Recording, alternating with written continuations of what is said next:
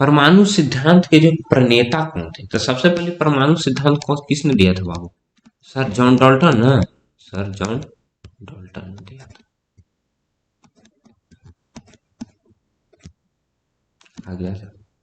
यौगिक परमाणु की परिकल्पना, ठीक है, यानी यौगिक परमाणु जो है इसकी जो है परिकल्पना सबसे पहले किसने की थी बाबू? ठीक है, तो इसकी भी जो यौगिक परमाणु जिसे हम कहते हैं, ठीक है, इसकी भी जो सबसे पहले जो परिकल्पना की थी इसने एवोगाड्रो ने की थी।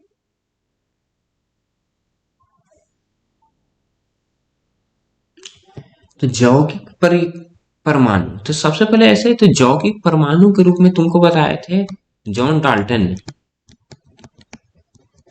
ठीक है, मगर इसका नया नाम अणु चेंज करके किसने क्या दिया था? एवोगाड्रो ने, ठीक है। चलो, यदि यौगिक परमाणु के यदि सबसे पहले नाम किसने रखा था? डाल्टन ने।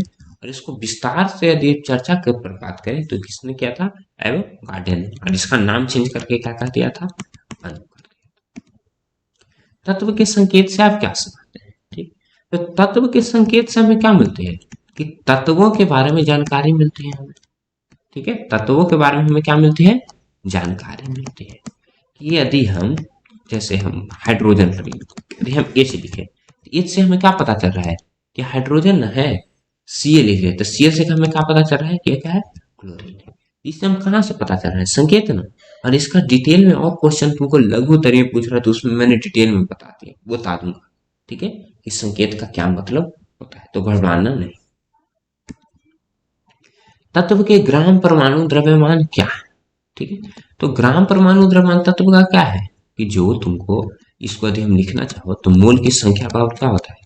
ग्राम परमाणु द्रव्यमान और बटा परमाणु द्रव्यमान ना, ठीक है। तो ग्राम परमाणु द्रव्यमान क्या होता है? ये तुमको क्या रहता है? दिया हुआ रहेगा कि इतना ग्राम परमाणु द्रव्यमान है। ये तो यदि तुमको लिखना चाहो तो ग्राम परमाणु द्रव्यमान लिख सकते हो, तो क्या हो जाएगा? मोल की संख्या बटा परमाणु द्रव्यमान, ठीक है। तो ग्राम परमाणु द्रव्यमान बराबर क्या हो जाएगा? मोल बटा क्या हो जाएगा? परमाणु। मोल बटा क्या हो, अच्छी सॉरी सॉरी सॉरी, ग्राम परमाणु द्रव्यमान बराबर क्या हो जाएगा? मोल गुना परमाणु द्रव्यमान, ठीक है, मोल गुना परमाणु द्रव्यमान, ठीक है, क्रॉस मल्टीप्लाई कर लो। आगे आ जाओ।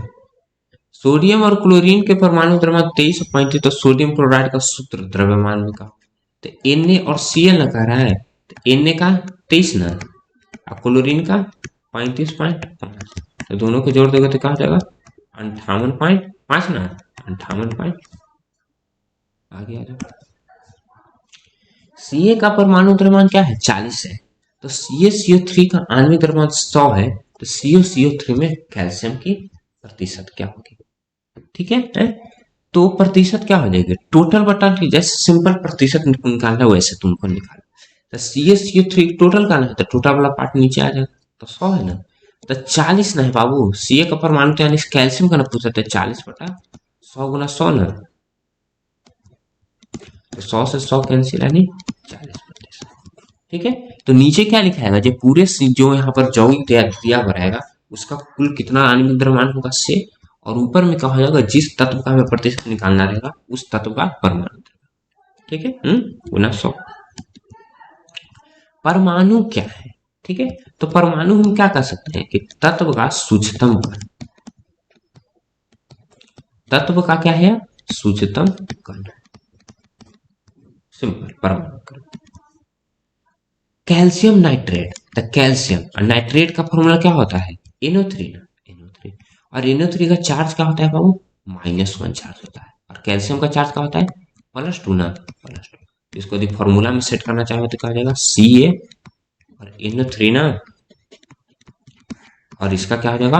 होल 2, क्योंकि +2 को -2 करेगा तभी ना, क्योंकि तभी ना जीरो होगा। मैंने बताया कि कंपाउंड के नाम में जीरो का बहुत होता है। तो इसको +2 है तो इसको -2 लाइएगा तब ना, तो -2 लाने के लिए यहाँ पर 2 से गुना करना पड़ेगा। तत्व की संयोजकता क्या होती है? तत्व की संयोजकता क्या होती है बाबू? आखिर यदि लिख दो कि जिस तत्व की,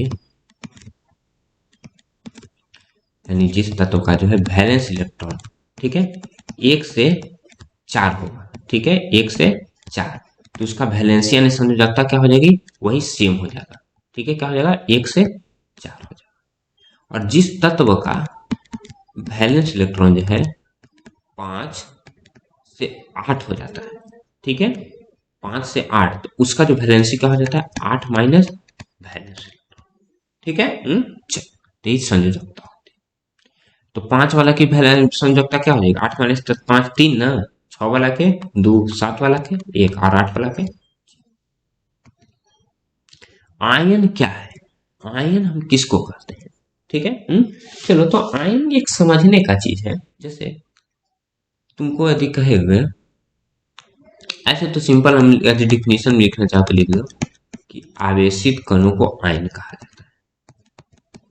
ठीक है, आवेशित कणों को आयन कहा जाता है।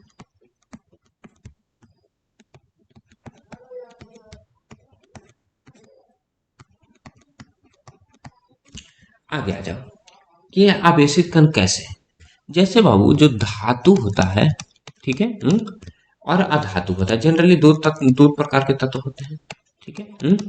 तो जो सारे धातु और अधातु तत्व सब क्या खोजता है कि वह क्या हो, वो बैलेंस रहे, यानी क्या हो, अपने आखिरी कक्षा में क्या चाहे, 8 इलेक्ट्रॉन चाहे। आखिरी कक्षा में कितने इलेक्ट्रॉन चाहे, 8 चाहे।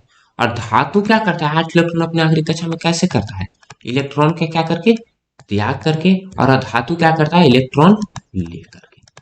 ठीक है, तो जो त्याग करता है उसका क्या हो जाता है, प्लस चार्ज हो जाता है। और जो लेकर करता है उसका क्या हो जाता है, माइनस चार्ज। ठीक है, तो आयन क्या है, आवेशित कणों को हम आयन कहते हैं। और आयन क्या है कि वैसा तत्व जो क्या करता है, सारे तत्व जो है अपने आखिरी कक्षा में क्या करते हैं, 8 इलेक्ट्रॉन चाहते हैं। ठीक है, तो धातु कैसे करता है, 8 इलेक्ट्रॉन त्याग करके। और धातु कैसे 8 इलेक्ट्रॉन प्राप्त करता है, लेकर के। और जो त्याग करता है उस पर चार्ज प्लस, जो लेकर करता है उस पर चार्ज। निम्नलिखित के रासायनिक सूत्र लिखे। तो कैल्शियम क्लोराइड ना, तो कैल्शियम का सी है ना, क्लोरीन के सी है। और कैल्शियम पर +2 चार्ज ना, क्लोरीन पर -1 चार्ज, तो इसका क्या हो जाएगा, CaCl2। एल्युमिनियम नाइट्रेट ना, तो एल्युमिनियम और नाइट्रेट का क्या होता है, NO3 ना, NO3 पर -1 चार्ज और एल्युमिनियम पर +3 चार्ज ना, +3 चार्ज। तो इसको करोगे तो क्या हो जाएगा, AlNO3 के होल 3। ठीक है, आगे आ जाओ। अमोनियम क्लोराइड में, तो अमोनियम क्लोराइड का फॉर्मूला क्या होता है, NH। अमोनियम क्लोराइड ने कह रहा है तो NH4Cl। तो इसमें तत्व कौन है, एक नाइट्रोजन, एक क्या हो जाएगा, हाइड्रोजन, और एक हो जाएगा क्लोरीन। ऑक्सीजन परमाणु के एक मोल का द्रव्यमान क्या हो, तो ऑक्सीजन परमाणु ने कह रहा है, सिंपल हम वो लिखेंगे। ठीक है, तो एक मोल का द्रव्यमान कह रहा है, तो एक मोल का द्रव्यमान क्या हो जाएगा, जितना तो परमाणु द्रव्यमान होता है उतना ही ना, नहीं तो तुम निकाल लो सिंपल। एक मोल का द्रव्यमान कह रहा है तो क्या हो जाएगा, यदि तुमको द्रव्यमान निकालना रहता है यानी ग्राम द्रव्यमान, तो और क्या होता है, मोल। अरे भाई लिखा मोल गुना क्या होता है, परमाणु द्रव्यमान। मोल गुना क्या हो जाता है, परमाणु द्रव्यमान। तो मोल यहाँ पर कितना है, 1 ना, और परमाणु द्रव्यमान ऑक्सीजन का कितना होता है, 8 ना, 8। तो इसका जो है एक मोल का द्रव्यमान क्या हो जाएगा, 8 AMU ना। मोल में परिवर्तित करना है, 28 ग्राम नाइट्रोजन और 22 ग्राम कार्बन डाइऑक्साइड। ठीक है, तो मोल की संख्या बराबर क्या होती है, मोल बराबर क्या होता है, ग्राम में द्रव्यमान बटा परमाणु का है तो परमाणु द्रव्यमान, अणु का है तो अणु द्रव्यमान। तो ग्राम में इसका कितना है, 28 ना, और नाइट्रोजन का परमाणु द्रव्यमान कितना होता है, 14 ना। इसका क्या हो जाएगा, 2 मोल। और 22 ग्राम ना, तो इसको भी मोल की संख्या तो 22 बटा कार्बन डाइऑक्साइड का आणविक द्रव्यमान निकालो, तो कार्बन का 12 ना, और ऑक्सीजन 2 गो है ना, तो 2 गुना, और एक का क्या होता है, 16 ना, तो 12 प्लस 32 ना, तो क्या हो जाएगा, 44। तो 22 बटा 44 ना, तो काट करके आ जाएगा 1/2 ना, 1/2 यानी 0.5। आगे आ जाओ। परमाणु द्रव्यमान व्यक्त करने के लिए आजकल किस तत्व को परमाणिक माना गया है, कार्बन को निभाओ, कार्बन, उसमें भी कार्बन C12 जो है समस्थानिक रूप में। नाइट्रोजन का संकेतिक चिन्ह रासायनिक संकेत या संकेतिक चिन्ह का हो N ना N। समान द्रव्यमान वाले दो फ्लास्क ए और बी में से ए में 5 मोल CH, क्वेश्चन चेक कर लो CH क्या है, CH4 होना चाहिए, अति लघु का 17 नंबर, हाँ CH4 है और 5 मोल NH3 है, तो किसका भार ज्यादा होगा, तो हम सबका भार निकाल लेते हैं। तो भार अब क्या हो जाएगा, मोल की संख्या बटा मोल की संख्या गुना आणविक द्रव्यमान। तो CH4 का ए और बी में से ना ए का 5 मोल है, तो 5 गुने CH4 का आणविक द्रव्यमान, तो सी का क्या हो जाएगा 6 ना, और H4 1 गुना 4 ना, तो 5 गुना, अच्छा सॉरी कार्बन का 12 ना, सॉरी सॉरी सॉरी, तो 12 प्लस 4 ना, तो 12 4 16, 16 बचे 80 ना, 80 आ जाएगा ग्राम। इसका निकाल लेते हैं, 4 ना कह रहा है, नहीं 5 मोल इसका भी है, तो 5, नाइट्रोजन का क्या हो जाता है 14, हाइड्रोजन का 1 गुना 3 ना, 5 गुना 14 3 17 ना, 17 बचे 85 ग्राम। ठीक है। तो किसका भार ज्यादा है, 5 मोल अमोनिया का ना,